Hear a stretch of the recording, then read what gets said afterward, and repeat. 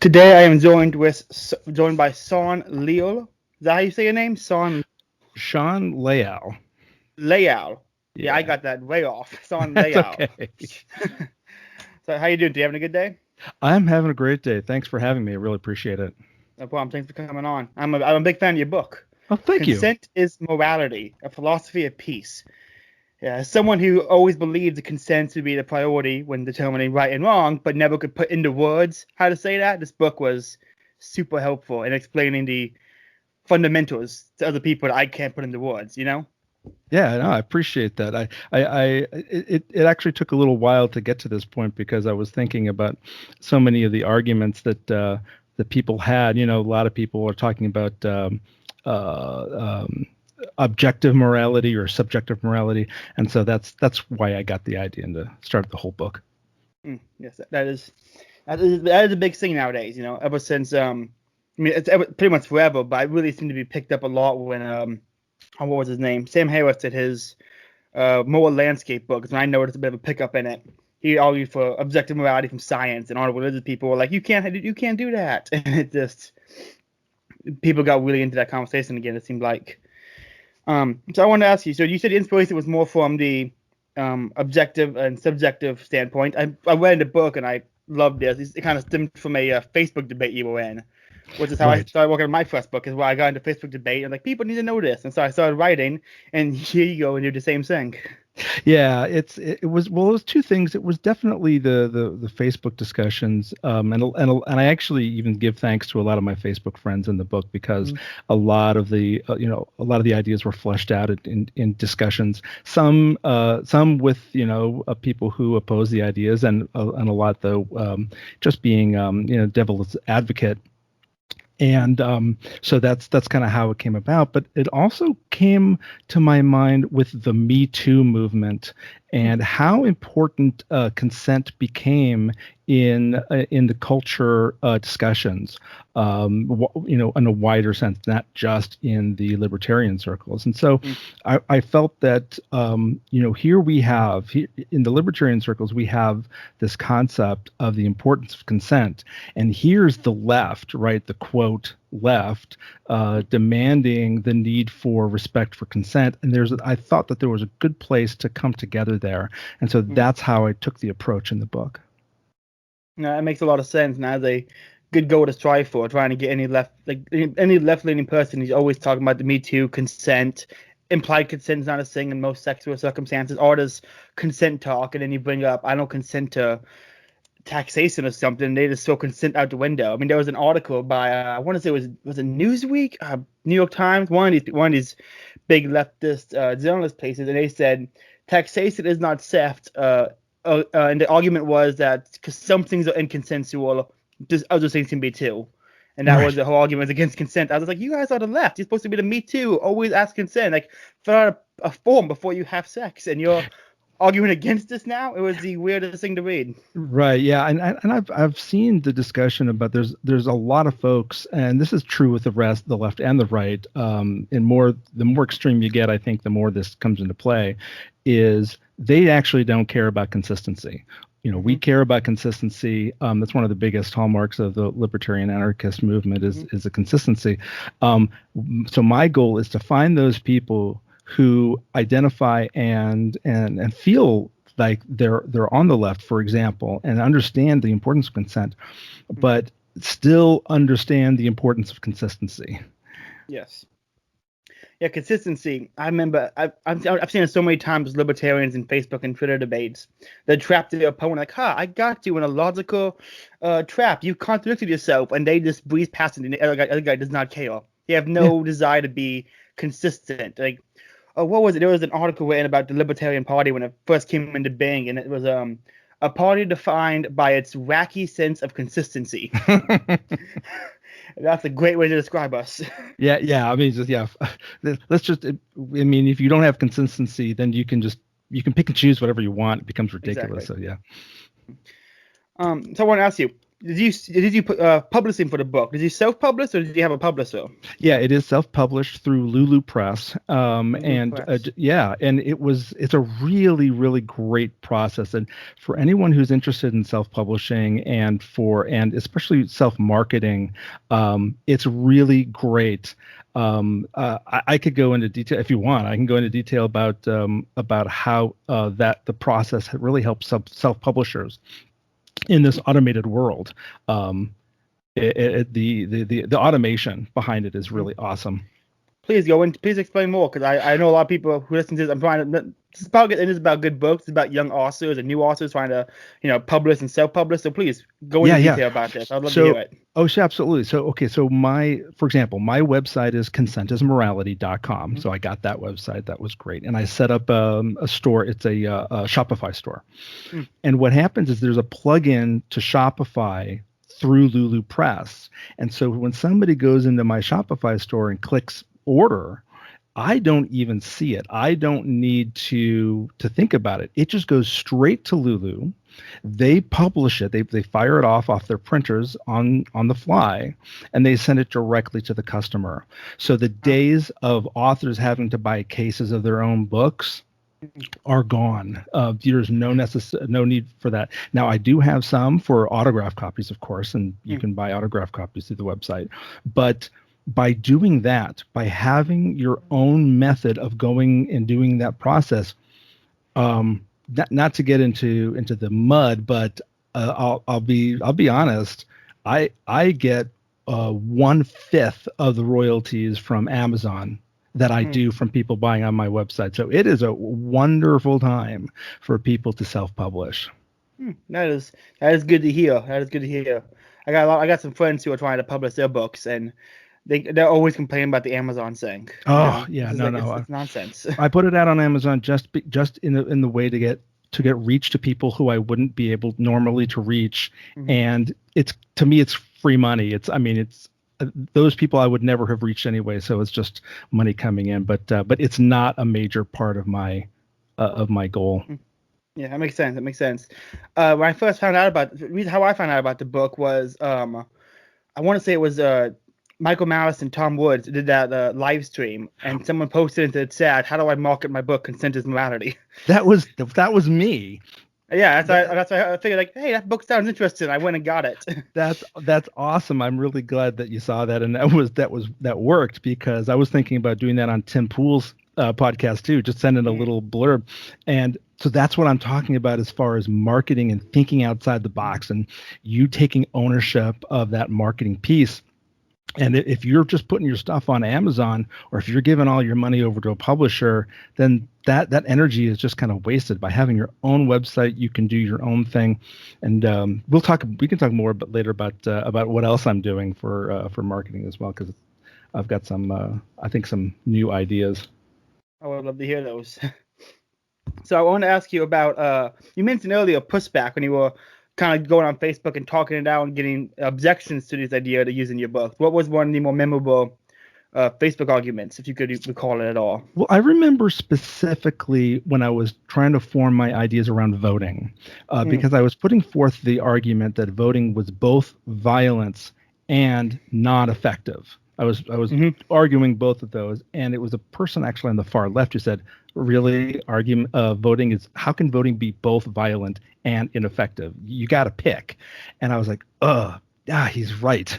I have to take a step back and really think about what is going on there. And since then, I've come to the conclusion that it's mostly ineffective with the intent of doing violence. And that was a meme I came up with, is that libertarians who vote are like snipers who use blanks.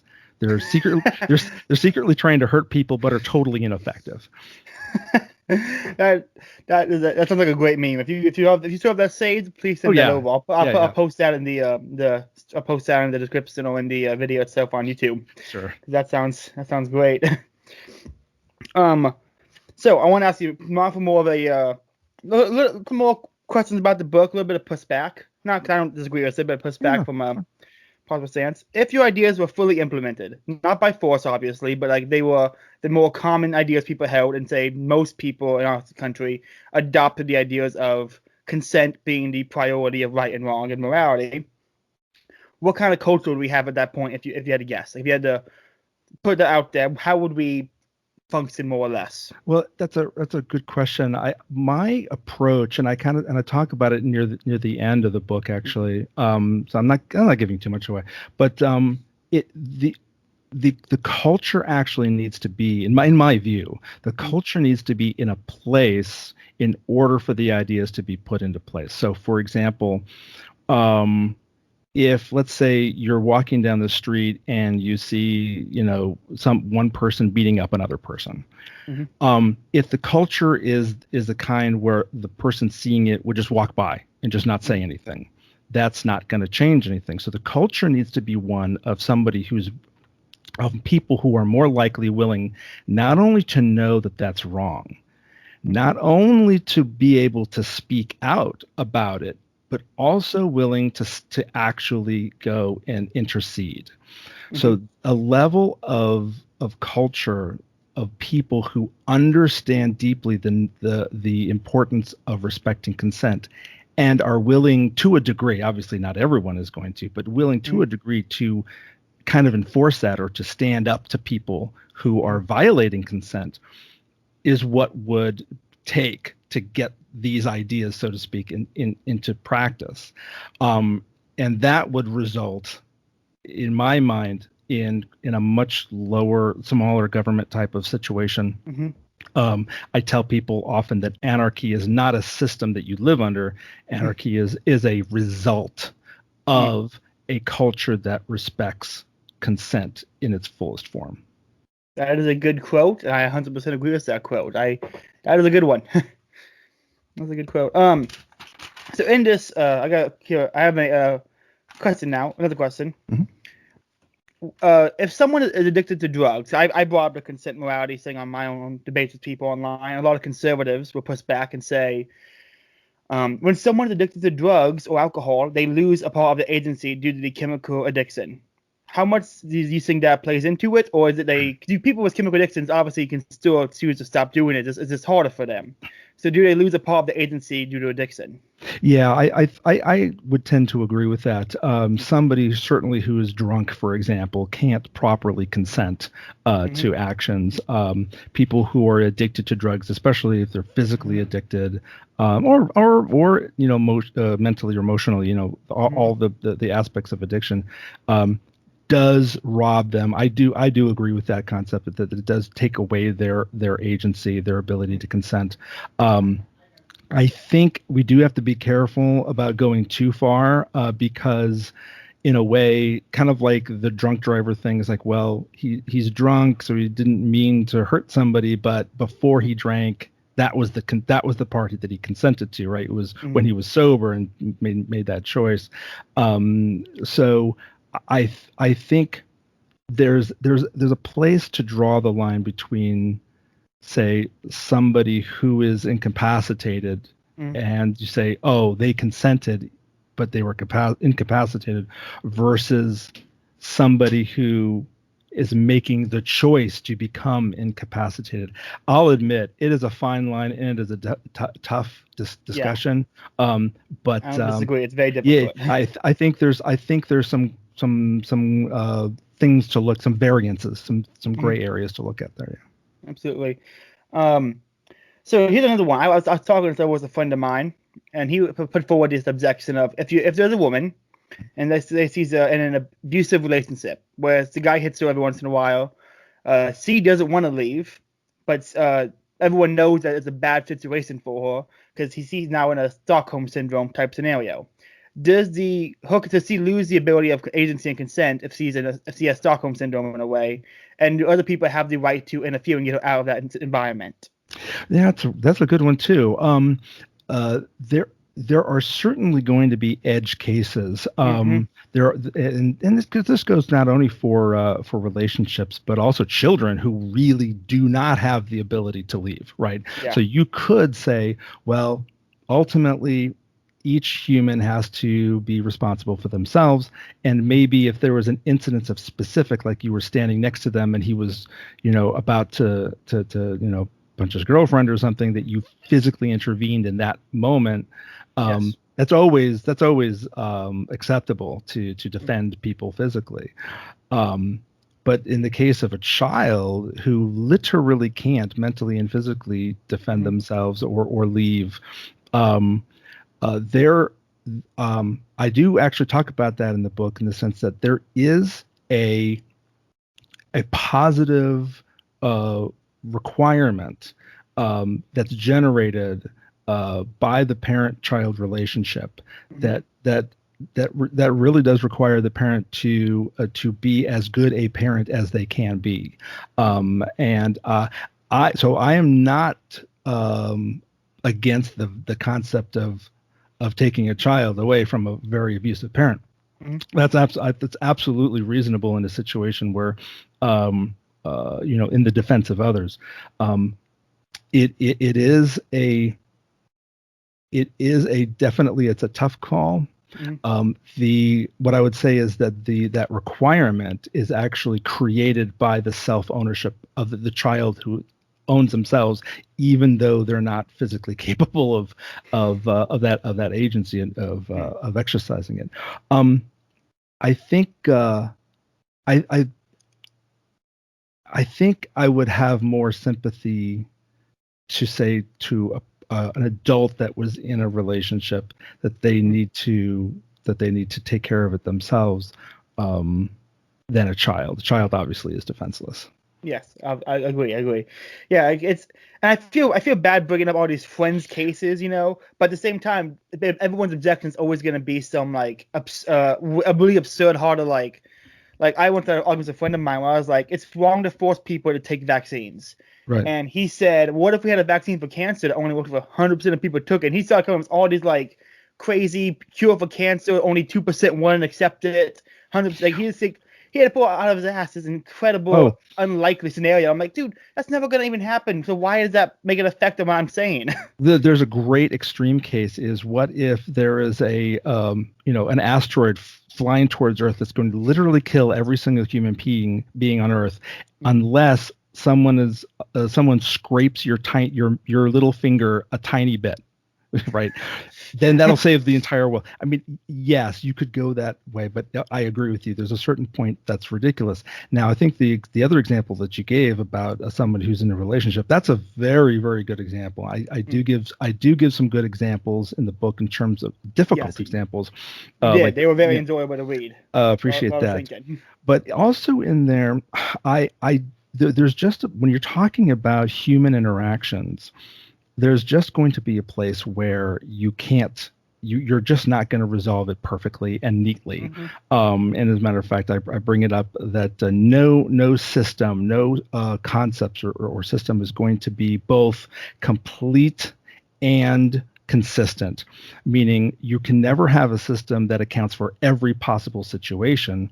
And if you do try to do that, it'll be inconsistent in some situations. So that's just been proven. And I don't feel bad if I don't have the answer for every possible combination. I 100%. I agree. It's the thing a lot of anarchists have to deal with, is they'll bring up some outlandish scenario, and it's like, yeah, I like laws against murder. That does not mean I warrant the state's existence. Right. It's just like, no one disagrees with you. Everyone agrees. Murder is bad. Stop it. I have one more question before I go back into the marketing side of things. Yeah, sure. Abortion. Okay. So, with consent and abortion, I would say that if two people have sex and they consent to the possibilities of a child, therefore they've consented to taking care of that child. Would you agree or disagree? I don't specifically talk about abortion in the book. I do, however, have a footnote which could give a clue to my feelings, and I can talk about that. Essentially, it comes down to, because let's just start with the assumption that people own themselves. So the question is, what is a person? That is really the big question, I think, in the entire abortion debate. It really is. When does a person become a self-owner even if they don't have the agency to exercise it. Mm-hmm. Almost everybody, and it's not everybody, but almost everybody believes that once a baby is born and breathing, they are a person and they deserve protection, and others have the right to intercede in someone trying to harm them. Mm-hmm. But what about 1 minute before, right? This is where the rubber meets the road. What about 5 minutes before? Mm-hmm. I think the challenge that I have with the common narrative, which is once a fetus is quote viable, Mm-hmm. then it becomes under protection of society.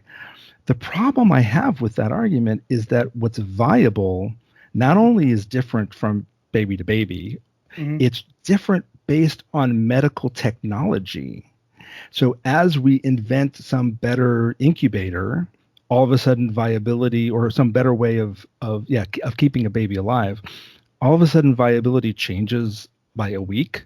And now instead of 28 weeks, now a 27-week baby is viable. I personally don't think that we get our humanity from the latest technology Mm-hmm. innovation. Okay, so I agree. that's where my argument is in that.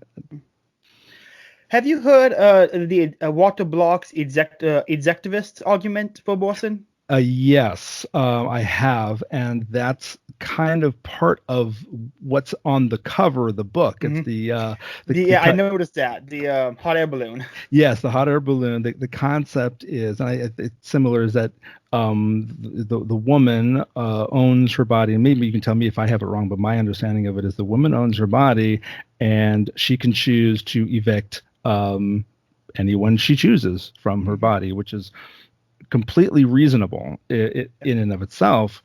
But the way I differentiate it, I think in with amazing level of respect to Dr. Block, whom is vastly more intelligent and knowledgeable than I am. Thank you. I would disagree with him on this point. The reason is because the cause of the death of the child is not just natural reaction, not just natural things, but it is directly caused by the choice of the woman. In the same way that in the book, if you throw somebody out of your hot air balloon because it's your property and you can evict who you want, Mm-hmm. it's not just the natural force of gravity that's killing the person, it's your choice. And so, and I'm very careful in the book to make that distinction. And so that's where I would disagree with Dr. Block. Yeah, I have a similar disagreement with Dr. Block on this. I saw like it makes sense if you invite the person in to the hot air balloon, then you kind of assume responsibility for that individual while in your hot air balloon. Oh, sure. That's been my argument. And he brought up the I think it was him, or was it he was in a debate with Dave Smith about it. The issue of rape came up, and he was saying the metaphor of the hot air balloon only makes sense really in a case of rape, but in that circumstance, it's not someone broke into your hot air balloon when someone dropped a baby off in your hot air balloon. Well, I mean, it's very, yeah.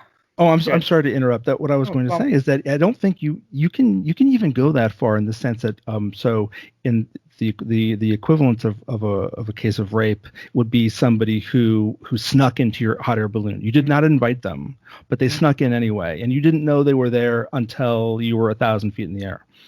But what if, let's just take it to the extreme. What if someone just magically popped in to your hot air balloon when you're 1,000 feet in the air? Do you have the right to evict them? And the way I put it in the book is ultimately, yes, that person who's there is an aggressor. They are trespassing. They are committing a crime in a way. I mean, a lot of people call trespassing a crime against you. But a lot of people talk about the non-aggression principle or zero aggression principle. That it only allows for the minimum amount of resistance to end the aggression. So ultimately, the question I think should be asked is death a proper punishment for trespassing? I would say no. I would say no as well. And so then because the act of pushing them out, or for the woman aborting the child, their active action is what's causing the death of the person. They are essentially meting out a punishment of death for the act of trespass. Mm-hmm. I agree. It's a very, you know, you can do hours on hours with the whole abortion debate, and that's why I don't want to get too into it. It's a touchy subject for everybody involved, you know. It really is, because there's no compromise. There's no position that's the halfway point. Either you can or you can't. It's tough. I agree, exactly. And that's why I try to be as careful about it. That's why I actually really kind of avoided it in the book, because it didn't really add to the point of it. Yeah, I agree. It was. But when it was handled in the book, it was handled tactfully and very professionally, and I appreciated that. Okay, thanks. Back to the marketing side of things. You said you had some marketing ideas you were going through? Yeah, as a matter of fact. So one of the things that I did is I created a Bitcoin wallet. And I populated it. Right now there's 0.01 Bitcoin. So it doesn't sound like a lot, but right now, as I speak these words, it's worth about, I should probably check, it's worth about $600. And who knows how high it's going to go. Mm-hmm. So what happens is, it's in the print copy, only the print copy. The electronic copy is not going to work. Obviously, if I come out with an audiobook, that's not going to work. But if you have the first edition print copy, which is what I'm selling on my website now, in the pattern of the words of the book, I have hidden the key to unlock the Bitcoin wallet. And so all you need to do is go to the website bitcoin.consensusmorality.com, and it's got all of the rules and the instructions on how to unlock this Bitcoin. And so every time that I am on a podcast such as this, I give away another clue. And if you're interested, I have I believe the 5th clue available, and I can give it to your audience right now. Go right ahead. Okay. So every clue has 3 words, and the clue for your audience is twice means twice. Twice means twice. And that does not sound that sounds ridiculous. Like, what does that mean as a clue? Well, you have to go to the other podcasts and listen to the other clues. So it's a way to, so all the other people who listen to those podcasts will have to listen to this one, and vice versa. So it's a way to really give back to the listeners and to the content creators who help me by giving out these clues. And whoever can figure out the words in the book that make the key that unlock the Bitcoin gets it. And that's it. That is a great idea. I am a huge fan of that. I love that. The libertarians love Bitcoin, and they love books. This is a great combination of those two things. Yeah, and actually, I got the idea from another libertarian who said, if you're thinking about like traveling across countries and you want to bring your Bitcoin with you, you can just create. And he said you put it in a book. You just put it in words in the book. And I'm like, oh, I can do that. I can make that happen, because that's a great idea. I'm also going to add $1 for every book that I sell on my website, for every physical copy. So if I sell 10,000 books, I'll add $10,000 to the wallet. And finally, talking about marketing, if anyone who's listening, for the first 10 people who use the code LBC30 at consensusmorality.com, you can get 30% off of any autographed copy.